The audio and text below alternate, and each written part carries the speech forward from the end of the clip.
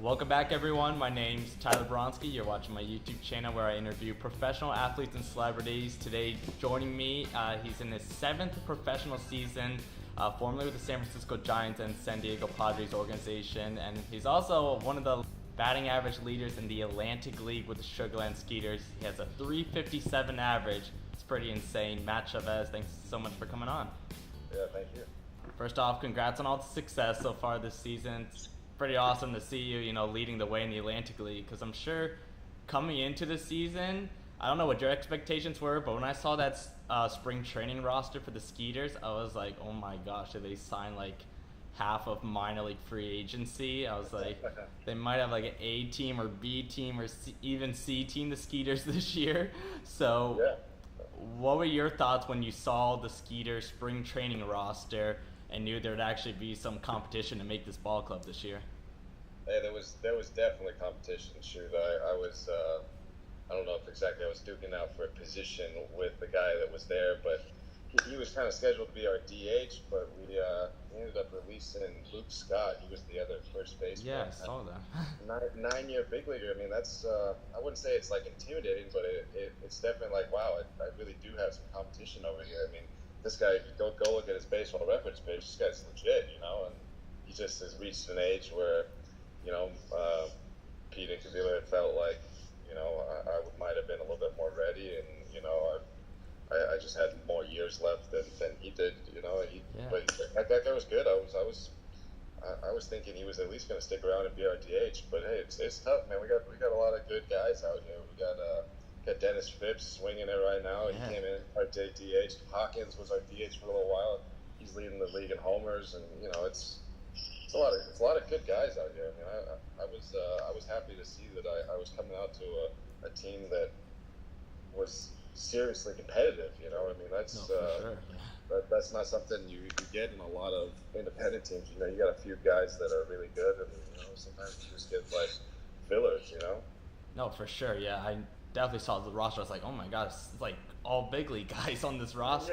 And it's like, this is insane. Oh, so many guys. Yeah, and like one of my buddies in like baseball, like Wellington Dotel, was with you guys to begin the year, and he told me like right after, he's like, thank the Lord, like I made this ball club. And I was like, really? It was like that hard to make the ball club? He's like, yeah, it was like a lot of competition. And he was like player of the year in the Atlantic League a couple years ago, and he's like, a lot of competition. He's real good, and he's not even here anymore. So yeah, I know. Yeah, I think you guys probably like play him like in 2 weeks or something. Maybe. Yeah, that'll be funny. He's a funny guy. I liked him. All right, so like I mentioned, you are leading the way in batting average, one of the top leaders in the Atlantic League, which really shouldn't be of too much surprise to fans, considering you hit at any level you're at. Doesn't really matter who's on the mound. But I do assume Atlantic League pitching is tougher just because of the veteran knowledge a lot of those pitchers have. But is there anything you can pinpoint, maybe in your mechanics or just like, I don't know, like confidence-wise, why you're able to hit at any level? Doesn't matter who's on the mound, really, for you. I've fought for it. Let's put it that way. I've had a lot of people that wanted me to convert to being a pitcher, and some people even think that I was a pitcher at some point, and I really wasn't. That's kind of one of those things that people are like, oh, man, he was a pitcher. Like, no, people think I was a converted pitcher, but no, I've been a hitter my whole life. I've worked so hard at it. I mean, me and my dad, we took endless amounts of batting practice, just all the time. That's all I did when I was a little kid. I love hitting so much that I think that really what plays into it. I love it so much. I love working at it. I have a lot of fun with it, and as long as I'm having fun, that's usually when it's going well. If I keep a clear head and I'm enjoying what I'm doing, and I try not to do too much up at the plate, it usually goes pretty well for me. Yeah, for sure. Yeah, definitely fun watching you. I watch as many Skeeters live streams as I can, so it's definitely they're good, man. The live stream's real nice, so that's the good thing. Fun for people to watch, I'm sure. But yeah, it seems like all the Atlantic League teams have some sort of live stream, so it's kind of great for like people like me that like I can't be at the games anymore. It's like to watch them. Cool. It's too bad you went with the Skeeters like a couple years ago when they had like ESPN3. Like they had awesome. That was insane. And it's like they had the interviews and stuff too before a game. I was like, this is pretty top notch stuff for minor league ball. Yeah, they do a good job here, honestly. Especially here at the Skeeters, we got such a nice facility. They take care of us real well. We got some good stuff here. Yeah, fantastic, man. All right, I have to ask you though about a story early in your career when you first signed with the San Francisco Giants organization. I heard it's a pretty unique story about a connection, like someone you knew had this connection with Bobby Evans, who was VP at the time for the Giants. Share that story if you don't mind. So it was my dentist. My mom had told me, hey, you got to go get a dentist appointment.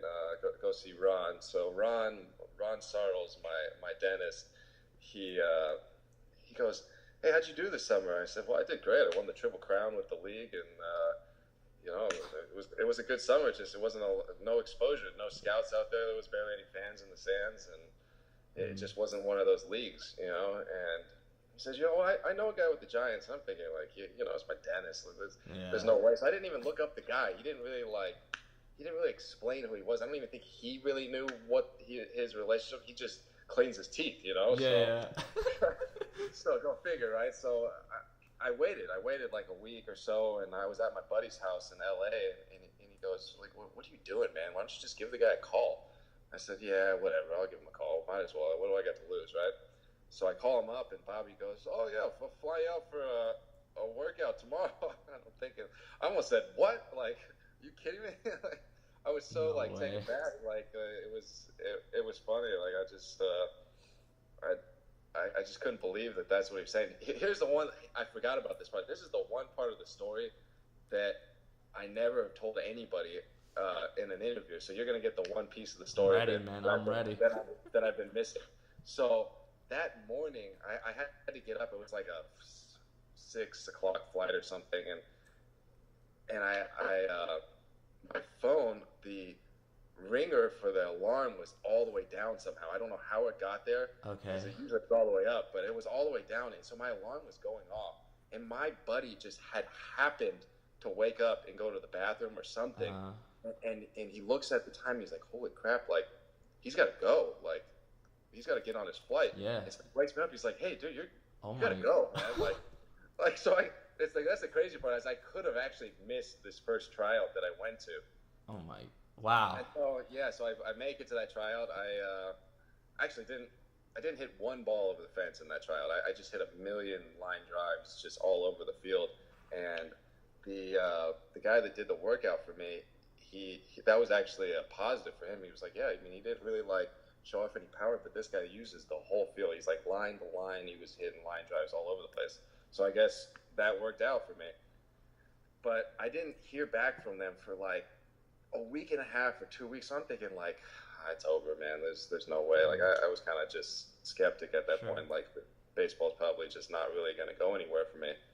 And all of a sudden I'm sitting at breakfast with my same buddy, and I get a text and they say, hey, we're going to fly you back out tonight to go do a workout tomorrow. And I'm thinking like, good thing I don't really have anything going on tonight. Because I mean, I would just have to drop everything, which I'm pretty sure everybody would. Sure. It's just funny because they make you drop everything to do it for them, right? Right. And that's what you want to do. You better get yourself there. So I fly out. I actually had not practiced for like a week because it was like a weekend. I was still practicing, and then that next week I was like, well, I guess it's off season. I'm not really getting any workouts right now. I'm just gonna lift and get back in shape. So I've been lifting hard. Yeah. I was definitely in shape, but I hadn't picked up a bat for a week. I hadn't thrown a ball or nothing. So I was kind of like, well, shoot, I just gotta put it together. Not gonna say no. So surprisingly enough, I was just locked in. So I out of 30 swings, I got the shot. They sent me to instructional league in the fall, and I got a spring training invite out of that. And actually, halfway through spring training, or it was like the first week of spring training, they told me, hey, you're not going to make a team. We'll probably send you to extended spring training. We don't have a spot for it yet. But a guy got hurt that next day, and then all of a sudden I'm playing, and I went at least 2 for 4 every single day except for one day. I went 0 for 4, and I had a great spring training. So I mean, I hit probably 400 or 500, plus in spring training. So I guess they really kind of had to give me a spot based on there was no guy that was really beating me out at the time. Mm-hmm. So, I got out to low A, and it didn't really work out well. I had a little struggles. I got released by them and ended up getting picked up the next year by the Padres because I had a really good season. Pacific Association, hitting 31 homers, and so it's been quite a road ever since there. I've still working on getting my third pickup and out of this league. But I think it's going to work out right. I mean, I got Pete Incavilla. He gets guys signed and right, so I'm very hopeful that he'll help me out this year. Yeah, I definitely think so too. I'm pretty confident. Hopefully, team will give you another chance. But definitely hang out with that buddy more still. It seems like a good luck charm, and don't leave that dentist. I'm gonna give him a call. I gotta give both of those guys a call, see if I can get some good luck back on my side for getting picked up. For sure, yeah. Instead of the hair appointment today, just maybe go check out the dentist. Well, who knows who he knows. Right? Gotta fly him out here, do a little teeth cleaning or something. So I want to ask you, because you have spent a lot of time in indie ball, all various leagues, but I think most fans probably know you from your last 2 years with Wichita. Because like the near Triple Crown in 2017, everyone sees the numbers is like pretty incredible. A lot of indie ball fans know you from that, but I think a lot of people don't know is your first like few weeks in 2016, like you weren't playing that much, so you're right on the bench, until Pete Rose Jr. Right? They kind of released the first baseman. Is that correct? So check this story out. So the year that I got picked up by the Padres, I was trying to get on Wichita. And Wichita, because I hadn't really been in any special leagues, they were thinking, there's no way that this guy could play in our league. And they kept telling me that, you can't play in our league. You're not good enough. I mean, granted, they have Matt Pageant, a veteran, hitting 150, and they still wouldn't take the chance on me. So they finally actually decided to take the chance on me because Pageant was, either a hamstring hurt or just he was done, But I was a week away from getting signed with the Padres, and I'm like, hey guys, I think I'm gonna get signed with the Padres. I'm not doing it, and they were pissed. So I thought I burnt the bridge. Well, I met Kevin Hooper with the Padres because he actually signed on there as the minor league infield coordinator, and he met me, realized I was a good guy, saw that I could swing it a little bit, and he actually helped me a ton with my first base. I still attribute a lot of my improvements to him. And he saw that I loved to work and that I was out there and I was early. I wanted to put in the work, and I was a hardworking guy. And so he actually called up Josh Robertson with the Wingnuts for the 2016 season and said, hey, this guy, he's going to be able to play for you. Well, he gave the recommendation, but Josh Robinson signed Dustin Geiger, who was another first baseman in the league. Actually had gotten released from the team a year before, traded, and then they signed him back, and they had paid him a lot of money for that, that league. I mean, independent ball, you don't get a lot of money, but they for the team, he was getting paid one of the highest. So they had to give him a shot. So they were playing him over me, and they kind of just finally felt like he really wasn't producing what he should, and so Pete kind of he liked me more, but felt that they had to give him the chance first. So he got his month and didn't really produce, and I stepped in the role and took off from there. Yeah, I'd say take off for sure. Yeah, incredible numbers the last 2 years. So yeah, it's pretty cool. They gave you they saw something in Pete and Josh, even not playing you the first month maybe, but it's they saw something you could help them out, and kind of helped them out for the last 2 years. Didn't you guys make the championship last year? Or? The American Association Balk call where Ryan Kuzma looked like he kind of didn't come set, but if you really dig into it, he did come set. We won the game, but we went on to play another 3 hours of that game, 18 innings, lose that game, and then we come back the next day. We just didn't have any pitching left. We didn't have one of our starters couldn't travel. He would have pitched in that day, but because he's had some kind of history of something, Canada's weird about letting guys in, which it's understandable, but it would have. We should have planned a little bit better. We planned that we were going to win just outright in that game, and it just didn't go according to plan for a guy screwing us on a call, But, yeah, no, for sure. Yeah, I gotta check out that video. It's how it goes. I mean, it's not that big of a deal. I'm not real hurt about it. You know, I got to keep playing. My whole goal is to get picked up, and that continues to be my goal. If winning an independent ball championship really doesn't mean as much to me as some people. I want to win the World Series, not independent ball championship. Yeah. Honestly, I have two of them, and they really mean nothing to me. I'm looking for World Series and batting titles in the big leagues, not independent ball. I got to do it here to get there, though. You know. Yeah, for sure. I like that goal. That's awesome. I like that confidence a lot. It's cool. And speaking of, you talked about getting picked up. Even though, we see the numbers, and myself included, think, you should be picked up. Has there been anything, I don't know, like any aspects you think you need to work on, maybe to better your position of getting picked up? As Pete, your manager with the Skeeters, say anything to you specific? Honestly, Pete just says, hey, just keep doing what you're doing, because he says people are talking, and really it's up to spots opening up. I'm 29 as of now, and spots get limited as guys get a little bit older. Mm-hmm. So it's AA, AAA spots, and I think it's a little bit more difficult out of the American Association to get AA, AAA spots. Some guys do, but I've worked real hard to become a good defender. I think I've finally gotten myself good over there, and I just continue to work every day. That's all it is. I don't feel that there's anything I have to do drastic, but everybody has to make minor adjustments.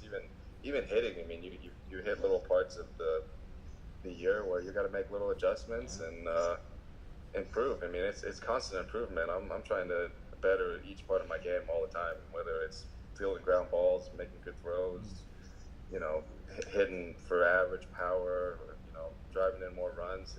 It's just a constant battle to try to be one of the better guys. I mean, it really never ends. I mean, you want to be a Gold Glover and a Triple Crowner. Really, everybody would want that, right? Yeah.